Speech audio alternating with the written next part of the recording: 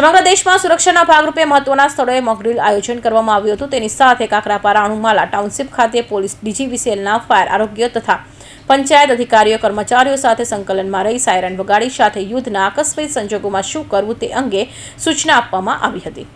Operation અભ્યાસ અંતર્ગત યુદ્ધના સમયે જે પરિસ્થિતિ ઊભી થાય છે તેવી પરિસ્થિતિ ઊભી કરી એકઠા થયેલા ગ્રામ્યજનો અને નાગરિકોને આકસ્મિક પરિસ્થિતિમાં કેવા પગલાં લેવા જોઈએ તે અંગે માહિતગાર કરવામાં આવ્યા હતા।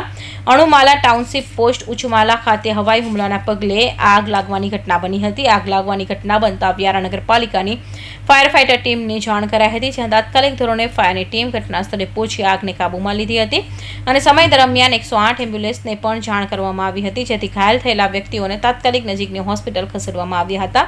અન્ય અસરગ્રસ્ત લોકોને વાહન વ્યવસ્થા દ્વારા સલામત સ્થળે ખસેડવામાં આવ્યા હતા અને વધુ સહાય માટે જિલ્લા કંટ્રોલ રૂમને જાણ કરવામાં આવી હતી। આ સમગ્ર ઘટના દરમિયાન 175 જેટલા બચાવ કર્મીઓ દ્વારા 50 જેટલા લોકોને સુરક્ષિત બચાવી લેવામાં આવ્યા હતા, જ્યાં 30 લોકો ઘાયલ થયા હતા, જેમની નજીકની હોસ્પિટલમાં સારવારથી ખસેડવામાં આવ્યા હતા અને જ્યાં તેઓ સ્વસ્થ હોવાની માહિતી મળી આવી હતી। સાંજના 4 થી 5.25 કલાક સુધી બનેલી સમગ્ર ઘટનાને મોકડ્રીલ જાહેર કરાઈ હતી। આ મોકડ્રીલ વ્યારા મામલતદાર શ્રીના અધ્યક્ષ સ્થાને કરવામાં આવી હતી। ફાયર ફાઇટરની ટુકડી તથા મેડિકલ દ્વારા બચાવ કામગીરીના ડેમોન્સ્ટ્રેશન આપવામાં આવ્યું હતું। આ રેસ્ક્યુની મોકડ્રીલમાં તમામ વિભાગોના સંકલનથી સફળતાપૂર્વક પૂર્ણ કરવામાં આવેલ હતી। સ્થળ પર હાજર જાહેર જનતાના યુદ્ધ જેવી પરિસ્થિતિમાં કયા પગલાં લે તે અંગે માર્ગદર્શન આપવામાં આવ્યું હતું। સાદિક પઠાણ સાથે મનીષ નાનચંદાની હિન્દ ટીવી ન્યૂઝ કાકરાપાર તાપી।